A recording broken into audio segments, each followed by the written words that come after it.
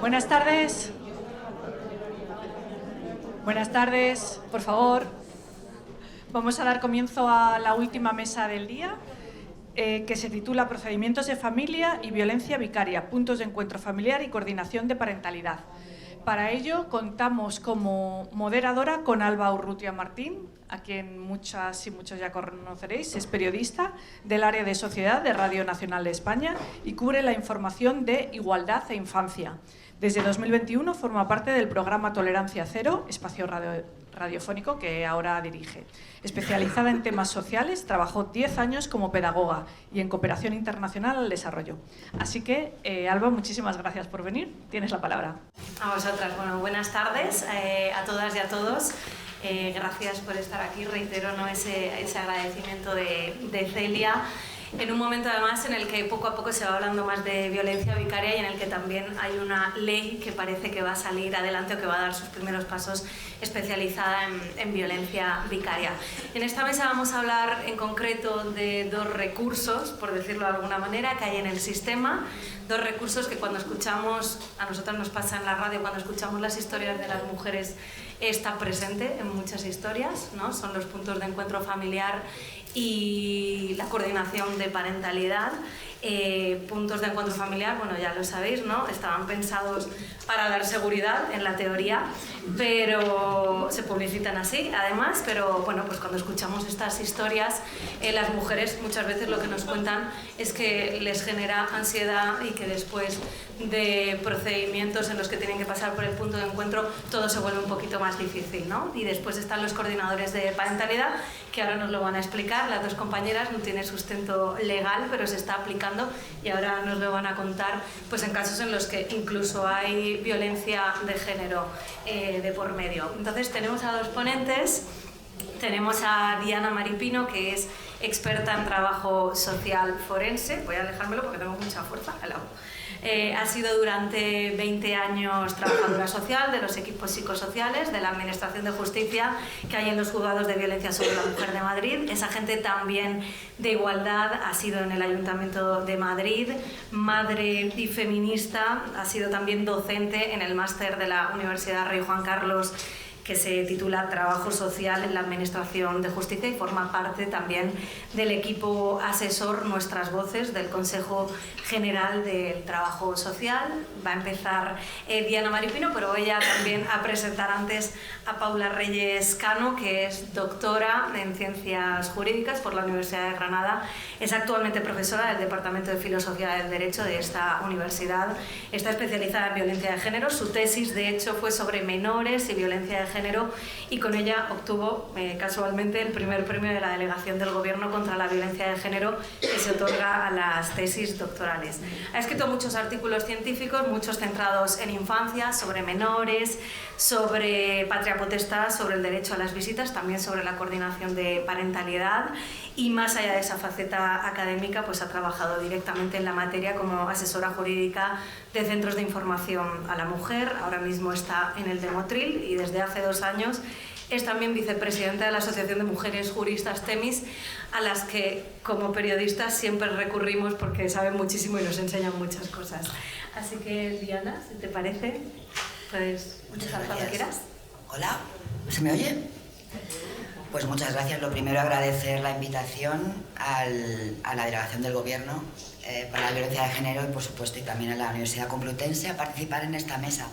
Yo no he traído ninguna presentación porque lo que os voy a contar es mi experiencia como profesional durante estos 20 años que he estado en los juzgados de violencia sobre la mujer, formando parte de los equipos psicosociales y posteriormente lo que deberían haber sido las unidades de evaluación forense integral, y que en Madrid se han empezado a implementar pues casi recientemente, hace muy poquito, aunque tendrían que haber estado implementadas desde el 2005. Bueno, en los juzgados de violencia sobre la mujer, cuando nosotras llegamos, los puntos de encuentro era un recurso que ya estaba en funcionamiento, ya se conocía. El primer punto de encuentro se creó en 1994 en Valladolid, Y a partir de ahí, esto fue a través de una asociación que se llamaba PROME, y a partir de ahí se fueron creando en diferentes ámbitos, en diferentes comunidades y en ayuntamientos, sin ningún tipo de regularización que tuviera, ¿no?, común. Sí que hubo en el 2008 la Carta Europea sobre el mantenimiento de un marco común en los puntos de encuentro familiar, que pretendía precisamente eso, ¿no?, que hubiera unos marcos mínimos para que se pudieran funcionar como parámetros en todos los, ¿está bien?, en todos los puntos que se abrieran en el Estado español. Bueno, en realidad la normativa reguladora va variando por todo el Estado, la de los puntos de encuentro familiar. Los hay dependientes de la Comunidad de Madrid, en este caso en Madrid, ¿no? En otras comunidades son dependientes o de justicia o de servicios sociales, y también de los ayuntamientos. Cuando nosotras empezamos a trabajar en los juzgados de violencia, claro, era un juzgado nuevo, no había antecedentes, ¿no? Entonces, la experiencia que teníamos, la formación que teníamos era, quienes teníamos formación en violencia la aportamos, y bueno, digamos que la aportamos para que todas las compañeras también. De hecho, participamos en formaciones sobre violencia muy básicas desde el principio, para el resto de compañeras de otros equipos psicosociales, para que tuvieran una información básica sobre violencia en los juzgados. Pero con respecto a familia, la referencia que se tenía era la de los juzgados de familia. Y en los juzgados de familia, evidentemente, la violencia estaba totalmente invisibilizada en aquel tiempo. Bueno, sigue estándolo, pero en aquel tiempo estaba muchísimo más, porque además, bueno, esto es un juzgado de familia, aquí venimos a hablar de una situación familiar, una custodia. Señora, si usted tiene una situación de violencia, váyase usted a denunciar. Aquí no, ¿no? Eso era lo que pasaba. Cuando empiezan los juzgados de violencia, que como ya imagino que ya sabéis, uno de los objetivos que tenían era que un mismo juzgado viera el proceso penal y el proceso civil, para que no se perdieran las víctimas en un montón de juzgados, y es más, juzgados sin especializar. Bueno, pues esto era el objetivo de los juzgados de violencia, pero os cuento que las compañeras que empezamos a trabajar allí, la formación que teníamos en familia era la de trabajo social, la que se recibía en la carrera de trabajo social, más otras formaciones que hubiéramos tenido, fundamentalmente en sistémica, que es también un poco la línea que se lleva en los puntos de encuentro. De teoría sistémica, en el cual ya sabéis que la familia es un sistema, y cada vez que hay un movimiento en el sistema afecta a todos, y todos son responsables del equilibrio del sistema, con lo cual la perspectiva de género ahí es nula, ¿no? O sea, se culpabiliza a la víctima, ¿no?, a la mujer, cuando entra en una dinámica de este tipo, y se le aplica la perspectiva sistémica. Al final ella es tan culpable como el agresor, ¿no? Bueno, el caso es que empezamos a utilizar estos puntos de encuentro, fundamentalmente, se utilizan para tres cosas: para hacer entregas y recogidas de niñas y niños que tienen ese régimen, ¿no?, en una sentencia, una entrega y recogida, y los padres o la madre se lo lleva; para hacer visitas dentro del punto de encuentro familiar sin supervisar, pues por diferentes motivos, porque la persona que recoge a los niños, puede ser padre o madre, no tiene un espacio donde recibirlos, ¿no? Pues hace la visita allí, porque son sin supervisar. Y luego están las tuteladas, que esas sí son supervisadas, y que ese era el tipo de visita que se acordaba fundamentalmente en los juzgados de violencia cuando había una orden de protección. Se acordaba una orden de protección e inmediatamente se acordaba un régimen de visitas a través de punto de encuentro, que si no existía se hacía con visita tutelada, y si existía, pues se mantenía. Fue a raíz de la ley en el 2021, a raíz de la ley de violencia contra la infancia, donde ya se empezaron a restringir estos regímenes de visitas en los puntos de encuentro, o sea, en los juzgados de violencia, perdón. Antes no se restringían. En principio, ahí lo que hemos visto es que efectivamente las profesionales que están trabajando en esos puntos de encuentro no tienen formación en violencia de género ni en perspectiva feminista. Tienen formación en sistémica, tienen formación en familia, tienen formación en familia, y fundamentalmente en hacer funcionales las familias disfuncionales, ¿no? O sea, procesos de intervención por los cuales una familia que se califica de disfuncional, por lo que sea, se hace funcional. Y ahí, claro, ahí no hay violencia, ahí no se ve la violencia. en los juzgados de violencia donde yo he trabajado, cuando había una condena, o sea, cuando había ya una condena, ya se consideraba que había violencia, ya se consideraba a esa mujer y a esos niños y niñas víctimas, pero si no había una condena, no. O sea, si no hay condena, ya puede haber informe psicológico, psicosocial que diga que hay indicadores de violencia, que diga que hay daño psicológico y que diga que hay daño social por la violencia recibida, violencia psicológica, violencia económica, violencia vicaria, que son fundamentalmente las tres que están invisibilizadas en los juzgados de violencia todavía. Pues si no había condena, no había violencia, y por tanto en el PEF ya no había ni protocolo, porque había un protocolo para cuando era un caso de violencia, ¿no? El protocolo consistía en que tenían que ir 15 minutos antes la madre con los niños, esperarse a que llegara el padre y entonces ella irse. Bueno, la seguridad en los puntos de encuentro es ninguna, porque no se puede tener...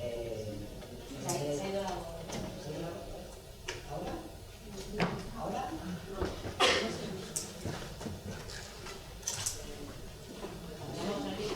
¿Ah? ¿Quieres este? ¿Este funciona? Pues ya está. Da igual, así está bien. ¿Ya está? Sí. Estaba hablando sin micro todo el rato. Vale. Bueno, pues entre otras cosas yo os tengo que contar que yo cuando vi que que las derivaciones a los puntos de encuentro eran continuas, yo me hice el curso de puntos de encuentro, o sea, una formación que ofertaba el Ministerio de Servicios Sociales, de Atención Social, bueno, y en su momento de puntos de encuentro familiar, y yo lo hice, un curso de 150 horas, en el cual os aseguro que no había perspectiva de género ninguna. Bueno, se han utilizado los puntos de encuentro fundamentalmente para visitas supervisadas, tuteladas, en las cuales luego se pueden recibir informes en los juzgados en los que esos profesionales hagan constar qué es lo que han visto. Bueno, pues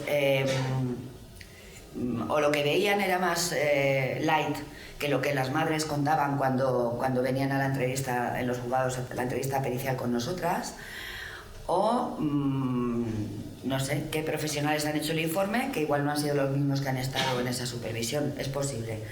El caso es que difícilmente hacen constar que hayan visto una situación de riesgo, aunque la hayan visto, es difícil, que era muy difícil, Y desde luego la seguridad en los centros, en los puntos de encuentro familiar no existe. O sea, en el 2016 hubo una asesinada, una mujer que fue en Zaragoza, fue a llevar a sus niños al punto de encuentro, y en los alrededores del punto de encuentro fue asesinada por el maltratador. Y es más, en los alrededores de los puntos de encuentro se suelen dar conflictos porque suelen venir acompañados por familiares. Y entonces los familiares de una parte, los familiares de otra parte, puede haber situaciones muy complicadas. Entonces, pues bueno, no son un recurso, son eso, fundamentalmente para el cumplimiento de un régimen de visitas que se ha acordado judicialmente. Ellos podrían detectar la violencia, remitir informe al juzgado y recomendar la suspensión del régimen de visitas. Lo podrían hacer, igual que lo pueden hacer otros recursos de atención a las víctimas. Yo no he visto que lo hagan mucho, igual en alguna ocasión o igual en algún juzgado que yo no estoy al tanto de todas las denuncias, ¿no? Pero sí que es cierto que yo no lo he visto que lo hagan mucho. Y en principio, pues así se fue funcionando, ¿no? En la Comunidad de Madrid están los puntos de encuentro familiar del Ayuntamiento de Madrid y los CAEF, que le llaman, ¿no? Los Centros de Apoyo a la Familia Centros de Apoyo y Encuentro Familiar. Los CAEF fueron creados, creo que en el 2012, y eran privados también. La primera entidad a la que le dieron los CAEF fueron la Fundación... fueron los Legionarios de Cristo. ¿Vale? Ellos tenían, y de hecho lo pusieron de pago, que también el servicio está abierto también para otras, se puede derivar desde servicios sociales, o puede ir gente que quiere saber si puede tener la visita. Bueno, pues era de pago, a no ser que fuera derivado por juzgado, era de pago. A 10 euros la visita, a 10 euros el intercambio, a 10 euros. Esto debió cambiar, o sea, luego se han dado a otras entidades, pero fue bastante escandaloso, ¿no? En un principio. Luego aparecieron la coordinación de parentalidad. Y os tengo que explicar un poco cómo fue, porque fue a raíz de una propuesta de... Bueno, ¿cómo fue que llegó a mí?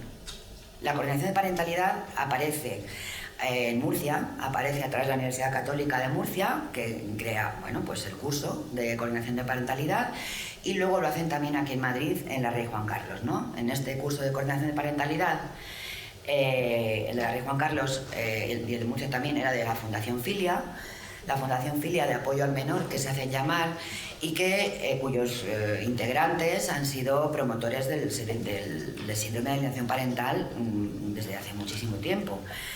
Uno de ellos fue el famoso juez Serrano, que fue de Vox y que está suspendido por robar, ¿no? Y otra, la presidenta de esta fundación, pues era una mujer que ya decía que había sido víctima de SAP, ¿no? Y en realidad yo siempre he pensado que lo que ha sido víctima es de violencia vicaria, ¿eh? Y lo que pasa es que no ha tenido ni ella, ni el entorno, ni nadie la perspectiva ni el conocimiento para poder identificarlo, ¿no? Pero bueno, el caso es que esto estaba funcionando y sabíamos que se estaban dando estos cursos, sabíamos que algunos juzgados de la Comunidad de Madrid, no Madrid Capital, estaban acordando y derivando con esta gente para que tuvieran una intervención con casos que ellos llamaban de alta conflictividad, ¿no? Y curiosamente el Ayuntamiento de Madrid lo que hizo fue ponerse en contacto con nosotras, con los equipos psicosociales de familia y de violencia, con los jueces y juezas de familia y de violencia, con Fiscalía, porque el Ayuntamiento de Madrid lo que hizo fue crear un recurso que le llamó el Centro de Intervención Parental. Esto fue en el 2017, 2018, y en este centro iba a funcionar la coordinación parental, aparte de ser punto de encuentro familiar. Entonces, ¿qué pasó? Que aprovecharon que querían familias, necesitaban familias que se le fueran derivadas desde los juzgados. Y entonces, porque ya tenían el recurso, ya lo habían externalizado, ya tenían el recurso y estaba funcionando. Entonces, lo que querían era, bueno, pues se hicieron unas reuniones con los jueces, con algún juez de familia, algún juez de violencia, con Fiscalía de Violencia, dos profesionales de equipos psicosociales, y ahí se planteó. Curiosamente, de la Comunidad de Madrid de Justicia, quienes estaban interesados en promover esta figura eran la gente que estaba en mediación. Pero claro, esto decían que no era mediación, ¿no?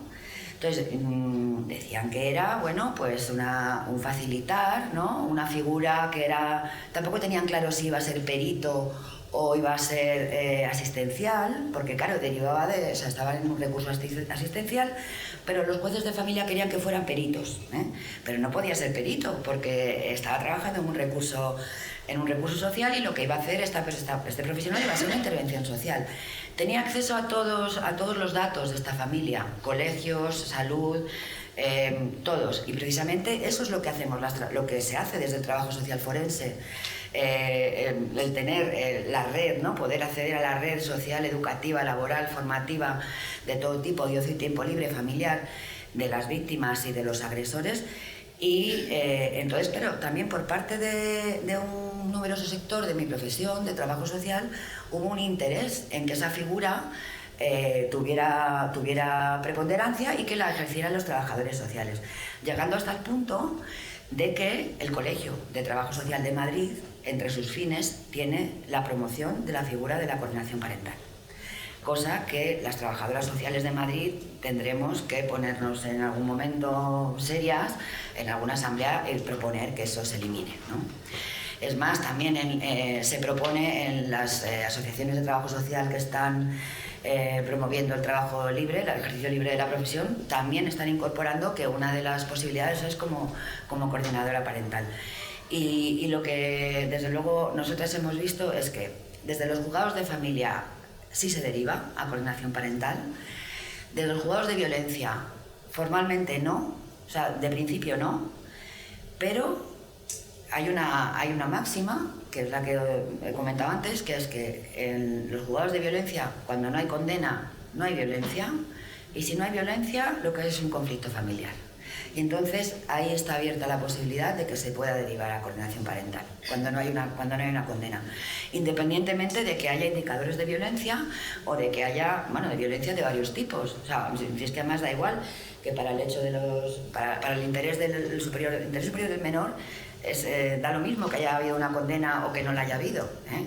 Pero claro, los juzgados de violencia funcionan así, en Madrid capital, sé que en otros sitios no, pero si no hay condena, no hay violencia, y una mujer que siga intentando expresar que hay violencia, que hay riesgo, y si nosotros no lo hemos visto, no hay suficiente prueba, no hemos condenado, esa mujer está manipulando y a esa mujer se le puede, está haciendo la interferencia o, aplicación del SAP. O sea que es un tema muy complejo y muy importante detectar la violencia vicaria y detectar todo el daño que se ejerce por violencia vicaria tanto a las mujeres como a los niños y niñas, para que desde luego no se siga victimizando de estos recursos que desde los puntos de encuentro se revictimiza, y que contar ya, que lo explicará con mucho más detalle Paula, desde la coordinación parental. En principio yo...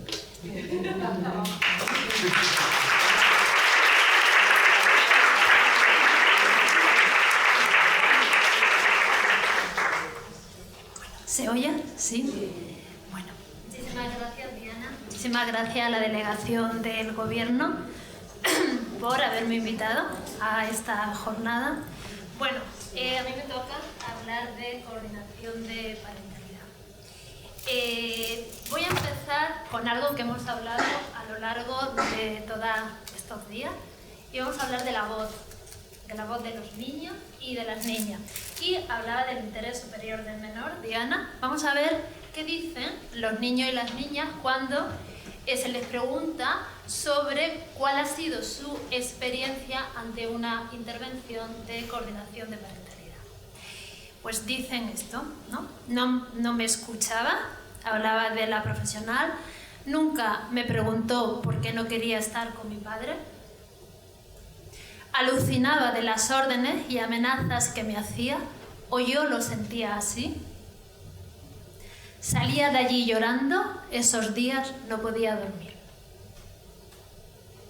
Estas son las voces de los niños, de las niñas, de los adolescentes, pero creo que deberíamos hacernos la siguiente pregunta, ¿Cómo se ha introducido la coordinación de parentalidad en nuestro sistema judicial y cómo se ha introducido en nuestras instituciones? Porque ¿cómo se presenta la coordinación de parentalidad? Se presenta como una figura, un método alternativo de resolución de conflictos centrado en el interés superior del menor. ¿Cuál es el objetivo principal?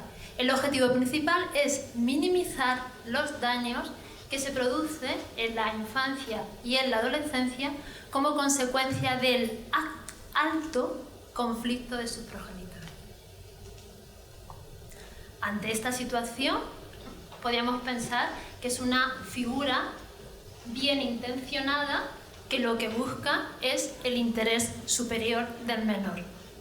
Ante esta presentación, los poderes públicos pueden recibir adecuadamente este método alternativo de resolución de conflictos. Sin embargo, del seguimiento de esta figura, del seguimiento riguroso de esta figura a través de estudios anteriores, se ha visto que la coordinación de parentalidad es una figura imperativa, una figura coactiva que no está regulada, como bien ha dicho Diana, en nuestro ordenamiento jurídico, que el objetivo fundamental de esta figura, al igual que los puntos de encuentro familiares, es facilitar la relación del padre con el hijo o la hija cuando éste lo quiere, por las situaciones de responsabilidad del padre. Y también hemos observado que esta figura estaba aplicando los mismos constructos del síndrome de alienación parental. El diagnóstico de la coordinación de parentalidad ante el rechazo del niño o de la niña a ver a su padre es manipulación de la madre, desde esa misma construcción sistémica que se llama, ¿no? Desde la misma postura que los puntos de encuentro familiar.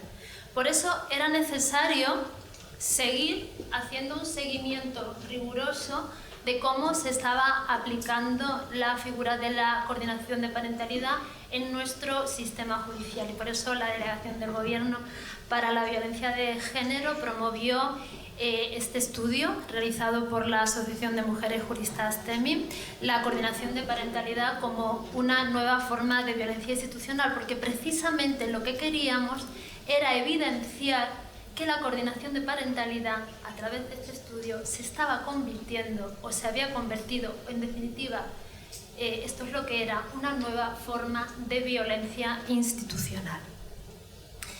Bien, pues como digo, ¿cómo se presenta, ¿no?, como un método alternativo de resolución de conflictos centrado en el interés superior del menor? Esta figura no nace en España de manera espontánea, sino que proviene de experiencias estadounidenses y de Canadá. Y se está aplicando en diferentes países a lo largo de todo el mundo. Esta figura se basa en un documento, Directrices para la Coordinación de Parentalidad de 2005, que han sido actualizadas en el año 2019 precisamente de la Asociación de Tribunales de Familia y Conciliación. Si analizamos este documento con detalle, lo que vamos a observar, y este es el documento base de la coordinación de parentalidad en España y en otros países donde se aplica la coordinación de parentalidad: Argentina, Estados Unidos, Canadá, Chile, Inglaterra, Italia y otros que se me olvidan, Alemania, ¿no? Todos se basan en este documento de Directrices para la Coordinación de la Parentalidad. Aquí no se reconoce la violencia sobre las mujeres como la expresión máxima de la desigualdad existente en nuestra sociedad. Se habla de diferentes tipos de violencia y se considera que la coordinación de parentalidad debe intervenir en cualquier tipo de violencia. Recordamos, es coactiva y se aplica cuando se produce un rechazo. Eso lo detectamos en los primeros estudios, ahora vamos a ver cómo está avanzando. Cuando se produce un rechazo del niño o de la niña a relacionarse con su padre por la conducta, añado, violenta o negligente del padre. Solo se aplica la coordinación de parentalidad dentro del sistema judicial, donde se establece un plan de parentalidad para garantizar el cumplimiento de la resolución judicial. Ese es el objetivo, garantizar el cumplimiento de la resolución judicial. En continuación, con los puntos de encuentro familiar, que ese es el objetivo de los puntos de encuentro familiar. Si miramos cualquier reglamento en las comunidades autónomas o de los ayuntamientos de los puntos de encuentro familiar, y aquí perdemos la perspectiva, el objetivo es cumplimiento de la resolución judicial. O sea, el planteamiento no puede ser en contextos de violencia de género. Bien, decía yo que de esta manera, como se presenta como una figura bien intencionada, es fácil asumir este discurso por parte de los poderes públicos si no observamos cómo realmente se está aplicando. De manera que en el año 2011, pues ya el Ministerio de Sanidad, Política Social e Igualdad y la Unión de Asociaciones Familiares realizó un acto para presentar la figura de la coordinación de parentalidad. Hago una evolución rápida porque creo que es importante ponerlo en contexto. En el año 2012, el encuentro del Consejo General del Poder Judicial, hacen un encuentro anual de jueces y juezas de familia y abogados y abogadas, consideró en sus conclusiones que era necesario implantar la figura de la coordinación de parentalidad como un recurso auxiliar de los jueces y juezas para el cumplimiento de las resoluciones judiciales. En el año 2013 se produce el primer convenio público. Eso es importante. Primer convenio público del juzgado de Sabadell, si no recuerdo mal, y una entidad privada. En el 2015 se produce el primer convenio público donde empieza a introducirse la coordinación de parentalidad a través de programas piloto. Vamos a ver cómo funciona la coordinación de parentalidad. Y establecemos programas piloto de consejería de justicia con entidades privadas. O sea, la Fundación Filia se lleva la palma en los convenios públicos. La sentencia del 25 de febrero del Tribunal Superior de Justicia avala la figura de la coordinación de parentalidad y dice expresamente que es una figura adecuada para la pacificación de los conflictos. en beneficio del interés superior del menor. Claro, estamos pacificando conflictos, pues es una figura absolutamente adecuada. En 2017 se extiende a la Comunidad Valenciana con otro programa piloto, y en el 2018 el Ministerio de Justicia propone a través de la conferencia sectorial a las comunidades autónomas la necesidad de implantar programas piloto para implementar la coordinación de parentalidad en todas las comunidades autónomas. Por eso también llega a la Comunidad de Madrid y llega a otras comunidades autónomas a través de los equipos psicosociales, a través del Instituto de Medicina Legal, y se producen derivaciones desde ahí. Finalmente llegamos a la conocida guía del Consejo General del Poder Judicial en materia de guardia y custodia compartida, donde nos alerta como algo que se estaba produciendo de suma gravedad, de un aumento de la alta conflictividad entre los procedimientos de familia, y esto pues estaba necesitando la creación de figuras auxiliares que ayudaran a las ejecuciones de sentencia, ¿no? El cumplimiento en definitiva de las resoluciones judiciales, y por lo tanto propone la instauración de la figura de la coordinación de parentalidad. En todos estos convenios públicos de los que he estado hablando, a partir de 2018, con esta propuesta de que sería conveniente la introducción de la figura de la coordinación de parentalidad en todas las comunidades autónomas, vemos nuevos convenios públicos en Andalucía, en la Comunidad de Madrid, en Aragón, en Navarra sabéis que está regulada, en Murcia se producen otros convenios públicos que en el estudio lo podéis leer con mucho más detalle, también podéis ver cuáles son las entidades privadas con las que convenia. Pero de la lectura de estos convenios públicos que hemos hecho este estudio, este análisis de los diferentes convenios públicos en el estudio que he presentado anteriormente, a través de la publicidad que se hace en la red o de las propias pliegos de contrataciones administrativas. Y se producen elementos comunes. Se producen elementos de la necesidad de la justificación de ese convenio público, de la necesidad de la coordinación de parentalidad por la existencia de alta conflictividad, pero se relaciona alta conflictividad con incumplimiento de resoluciones judiciales, principalmente en el incumplimiento del régimen de visita. Es decir, la necesidad de garantizar el régimen de visita, de garantizar la figura paterna en la vida de esos niños o de esas niñas, pese a las situaciones que se estuvieran produciendo. Y se relaciona, todo esto es una relación, un círculo, se relaciona la alta conflictividad con el pretendido, el falso síndrome de alienación parental. Ya no con este concepto tan claro, aunque a veces sí, sino que lo que ocurre es que se diseña una nueva arquitectura mucho más sutil para nombrar este concepto de SAR que se haya producido, que estaba tan denostado por la guía del Consejo General del Poder Judicial, por distintos estudios. Entonces decimos, bueno, vamos a crear una nueva arquitectura y vamos a hablar de interferencias parentales, vamos a hablar de alta conflictividad y así negamos y minimizamos la violencia de género, o vamos a hablar de justicia terapéutica. ¿Vale? Esos son los conceptos sobre los que se vertebra esta figura. Otro de los objetivos del estudio era analizar la formación que recibían las personas que querían capacitarse para trabajar como coordinadores o coordinadoras de parentalidad. Esto nos resultaba muy interesante, porque aquí lo que pretendíamos descubrir es si estaban siendo capacitadas en SAR. Encontramos desde el año 2018 15 másteres y expertos en las universidades públicas y en las universidades privadas, en colaboración con entidades privadas. Nuevamente, Fundación Filia es la entidad que más protagonismo tiene, y en la mayoría de estos casos estaban ofrecidos anualmente, es decir, existe una oferta potente en coordinación de parentalidad. Además, encontramos más de 20 cursos especializados de coordinación de parentalidad impartidos por los diversos colegios profesionales, mayoritariamente por el de psicología, abogacía, trabajo social, educadores sociales, fundaciones y asociaciones con una duración de 16 a 375 horas.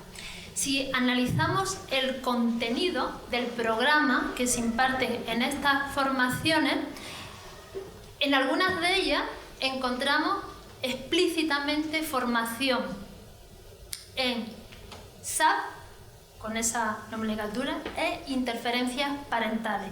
Y además en algunos de ellos aparece junto a violencia de género en el programa.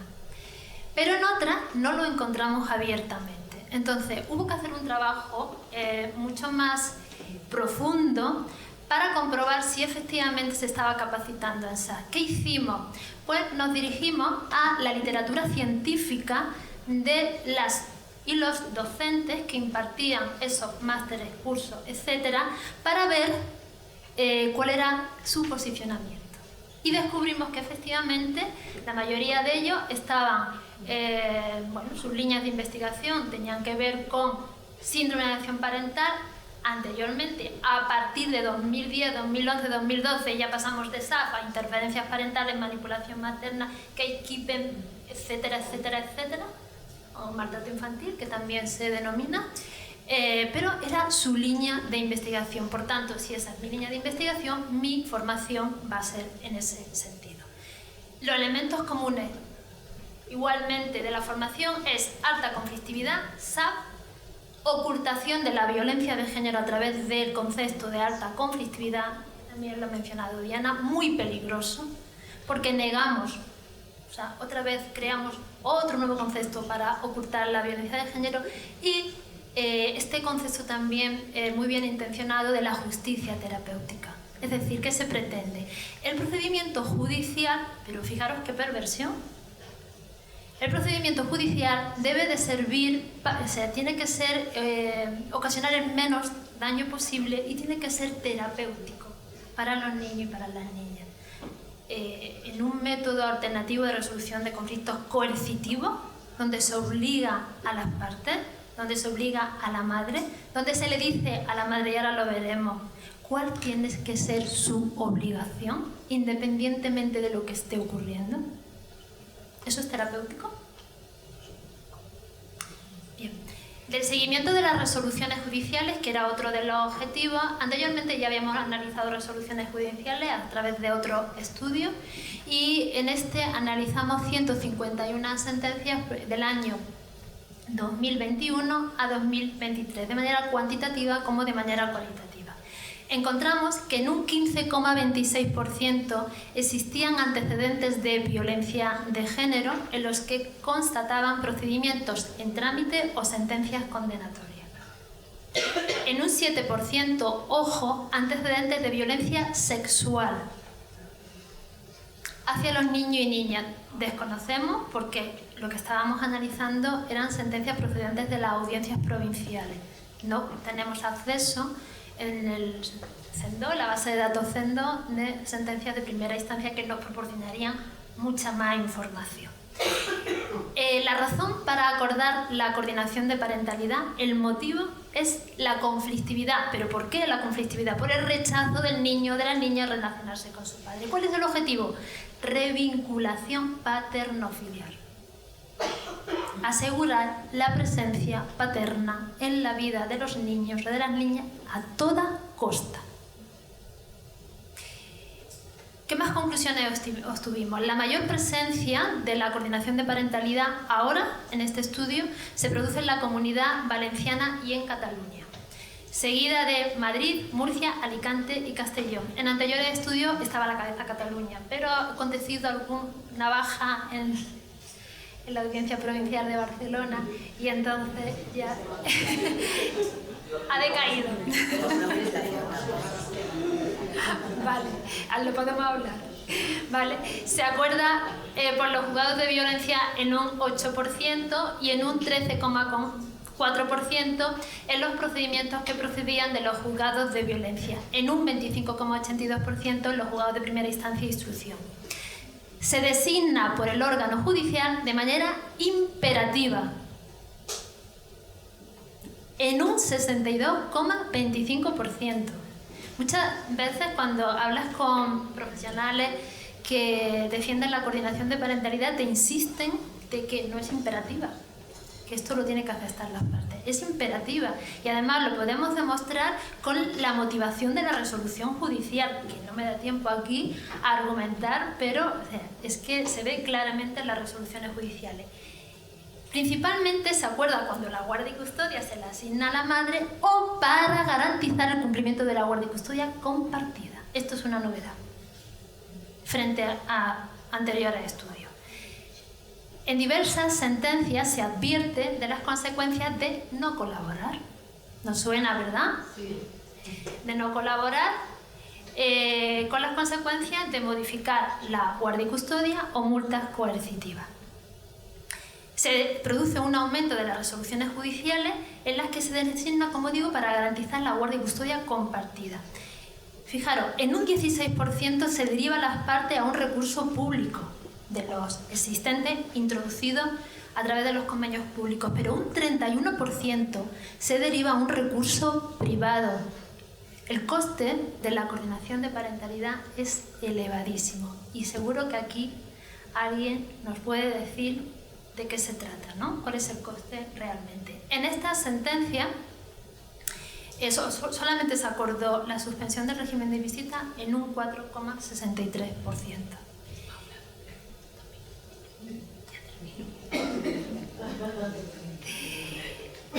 Hicimos en este estudio 34 entrevistas a mujeres y 6 a niños y niñas.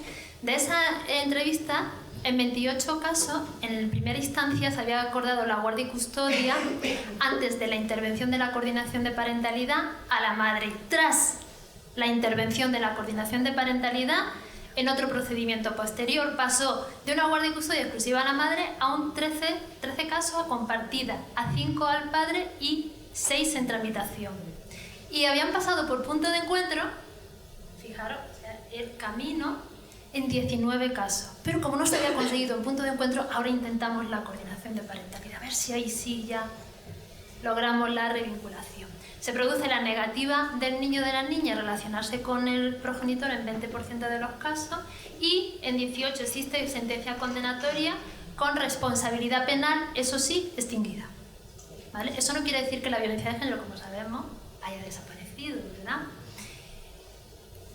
Bien, me va a permitir que hable, porque también analizamos 16 informes de coordinador, de la coordinadora o coordinador de parentalidad. Y dice que los objetivos son los siguientes: cambiar tu actitud, además así, hacia el padre de tus hijos, acercar a tus hijas o hijos al padre. Tienes que poner de tu parte y hacer que tus hijos vayan con su padre. Te estás jugando la custodia de tu hijo. Tú elegiste al padre de tu hijo. Eres libre. Tú verás este camino a dónde te lleva. El estado emocional de las madres, cuando pasan por la coordinación de parentalidad, empeora, y así nos lo demuestran las intervenciones psicológicas antes y después. Lo mismo ocurre con el estado, la salud mental de los niños y niñas. Tras el paso por la coordinación de parentalidad, empeora. Fijaros que este relato que nos demuestra el desconocimiento absoluto que tienen de la violencia de género. Dice, la madre expresa tener miedo de su expareja y se le advierte que no hay motivo alguno de tal tema y que la violencia sufrida ya pasó.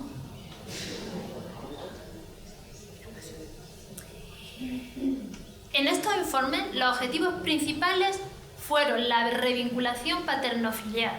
Se hace referencia a separaciones y situaciones de coparentalidad de alta conflictividad, negando la violencia y ocultando la violencia de género. En un 79% de los informes aparece la instrumentalización, 79%, del niño por parte de la madre, y en un 67% aparece expresiones tales: reacciones ansioso-reactivas absolutamente sobredimensionadas, exageradas, sacadas de la realidad. Por lo tanto, fijaros qué curioso, cuando hablamos del progenitor, que también pasa en los puntos de encuentro familiar, nuestra mirada es mucho más complaciente.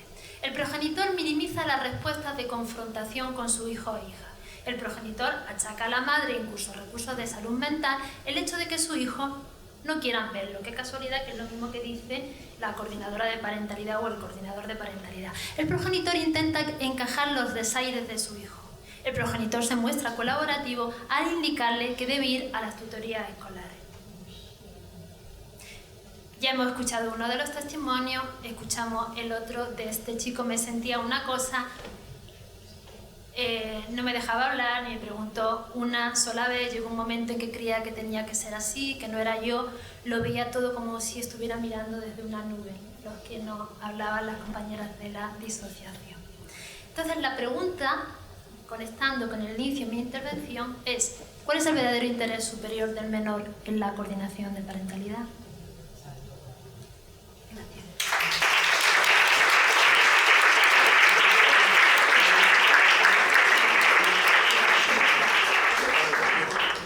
Muy interesante, seguro que tenéis muchas preguntas. Empiezo yo y luego damos paso. Bueno, da la sensación, ¿no?, por lo que explicabais, voy a lanzar la pregunta y creo que podéis perfectamente intervenir las dos. Es una nueva forma, un nuevo cauce que ha encontrado el SAP para colarse otra vez en el sistema, ¿no? Pero para que lo aterricemos y para que lo entendamos bien, ¿qué elementos en común, si lo aterrizamos a la práctica, para que alguien diga, no, no es lo mismo? No, pues sí que es lo mismo, ¿no? ¿Qué elementos en común tienen uno y otro? El SAP y la coordinación de parentalidad. Si lo aterrizáis a vuestra práctica, desde la investigación y desde la práctica. Bueno, pues desde la práctica lo que he visto claramente es que lo que tienen en común es la negación de la violencia. Es fundamental negar la violencia para considerar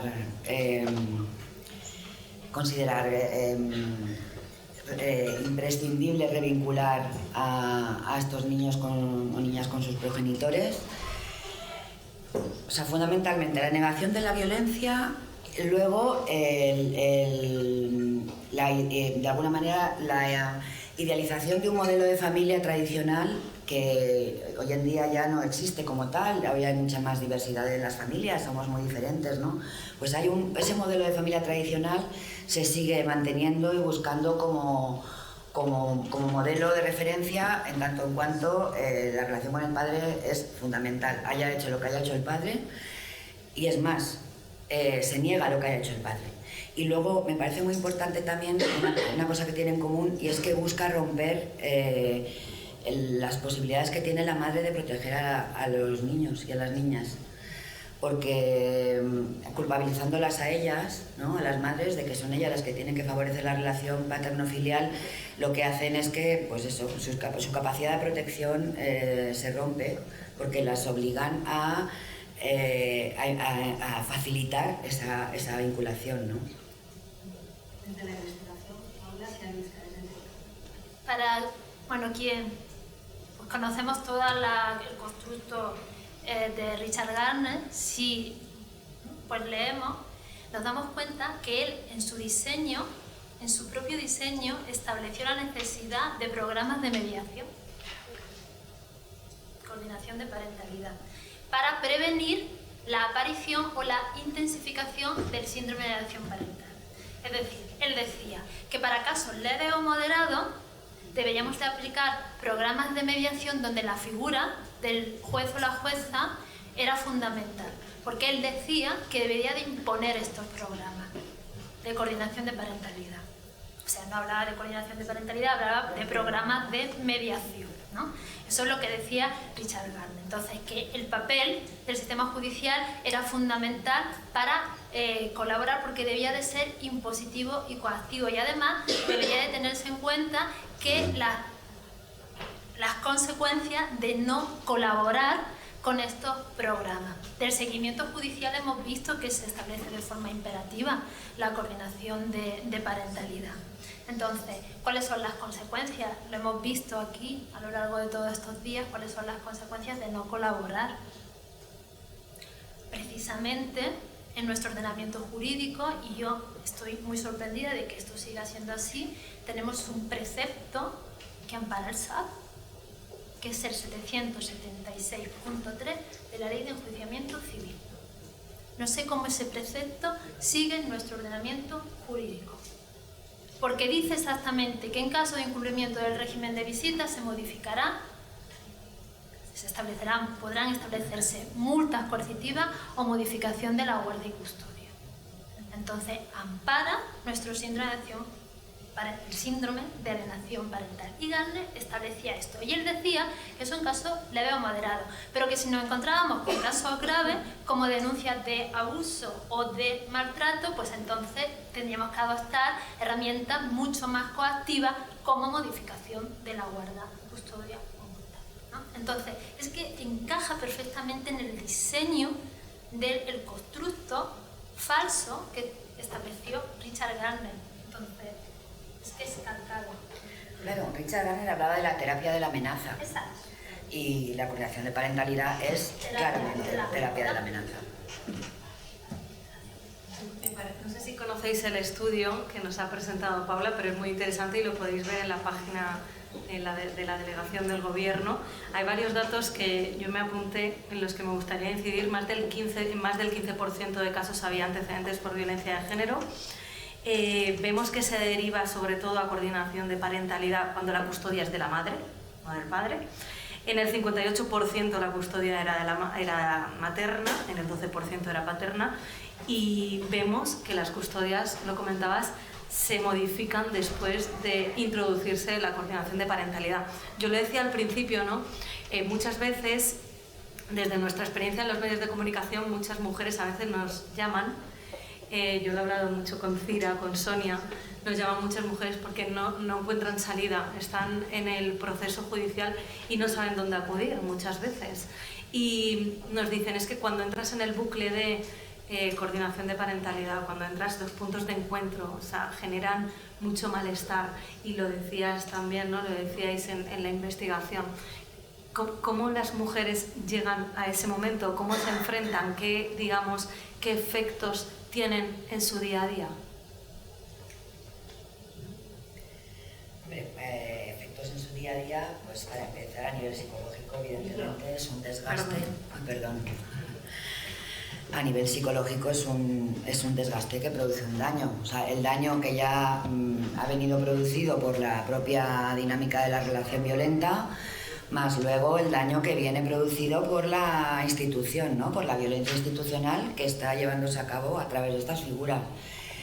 A nivel psicológico. A nivel social, de daño social, podríamos hablar de un daño económico tremendo. O sea, el hecho de arruinar a estas mujeres, acabar arruinadas, pues porque tienen que estar defendiéndose continuamente, porque la figura de la coordinación parental también está dentro de una dinámica de petición de cambio de custodia, de este fin de semana te denuncio porque ha pasado no sé qué y tal. O sea, continuas denuncias o demandas que hacen que esta mujer, esta víctima, tenga que estar defendiéndose continuamente.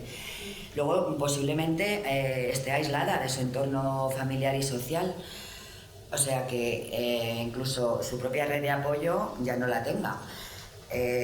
Funcionan como red de apoyo desde que han empezado a aparecer víctimas que empiezan a reunirse, a juntarse y a hablar entre ellas, y a partir de ahí hacen red de apoyo para las demás, pero efectivamente pueden haber perdido el trabajo porque, bueno, pues esta situación de estar yendo también a citas continuamente con la coordinación parental en el punto de encuentro, con el juzgado, con la pediatra, con la psicóloga, no, claro, al juzgado hay que ir, hay que coger otro abogado, todo esto, bueno, pues tiene una consecuencia en la vida de una, ¿no? Yo con las que he hablado que estaban en estas circunstancias, su vida era eso. Su vida era las que mantenían el trabajar para tener dinero, para poder afrontar estas situaciones y mantener un apoyo psicológico la que podía para no dejarse caer y no dejarse... Ellas lo viven como, evidentemente, como un maltrato, ¿no? Para que el maltrato que se ejerce sobre ellas en estos recursos, pues que no cunda efecto, es decir, que no lleguen a casa hechas polvo y que luego sean los niños y las niñas también quienes no están teniendo a su madre en buenas condiciones, ¿no? Esto es lo que hay. A ver, es muy difícil entender para un hijo que su madre lo esté llevando con el agresor, y muchas veces te plantean eso. ¿Cómo lo explico? Se enfada conmigo. Es que él no lo entiende. Si me está haciendo daño, ¿cómo su propia madre lo está llevando? Es que le digo. Efectivamente. Claro, ¿y cómo le explicas a una criatura las consecuencias de si yo no cumplo con la resolución judicial? Incluso en la investigación, ¿no? Hacía referencia, y lo comentabais ahora también, a que en casos en los que había denuncias por... Sabemos que los menores son víctimas directas, pero es que aquí había violencia explícita, incluso sexual. ¿Qué papel tiene la infancia dentro de todo ese sistema? ¿O cómo se ve la infancia? ¿Qué rol juega la infancia en un sistema administrativo y judicial como el que tenemos? Absolutamente invisible, es cosa, ¿no? Todos sus derechos, todos los derechos existentes de la infancia, todos los derechos de los que hablaba Narcisa de la Convención de los Derechos del Niño, todo, de la niña añado, todos los derechos quedan borrados. No tiene el derecho a ser escuchado o escuchada, no tiene el derecho a vivir una vida libre de violencia, ni se tiene en cuenta cuáles son sus necesidades. Y además se utilizan como excusa. Y que aparte de estar invisibilizados, formalmente constan, es decir, son la excusa. Los derechos del niño, vamos a mantener esta terapia por el interés superior de este menor. Entonces, claro, es la excusa para ejercer este maltrato a través de estas figuras. O sea, que es bastante retorcido, porque están invisibilizados, pero a la vez, son la justificación para la existencia de estas terapias. Y en un momento en el que se han introducido estos elementos, ¿no? Que es violencia institucional, como estáis explicando, ¿cómo le podemos dar la vuelta? ¿Por dónde empezamos?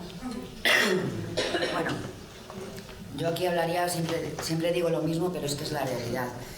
La figura de coordinación de parentalidad en realidad no es necesaria. O sea, lo que ellos dicen que hace falta, lo que haría falta realmente es una buena dotación de equipos psicosociales, formados por trabajadores sociales, psicólogos, forenses, en los juzgados de violencia, en los juzgados de familia, suficientes, bien formados, para poder, además de funcionar como unidad de valoración forense integral, poder hacer los seguimientos. Realmente en los juzgados de familia, si hay un equipo adscrito, ese juzgado ese equipo puede evaluar con el tiempo cómo se ha desarrollado, por ejemplo, si se establece un régimen de visitas supervisado, por ejemplo, se puede hacer un seguimiento, vamos, que hay suficientes profesionales, si se quisiera hacer bien, para que no hicieran falta estos recursos externos, realmente.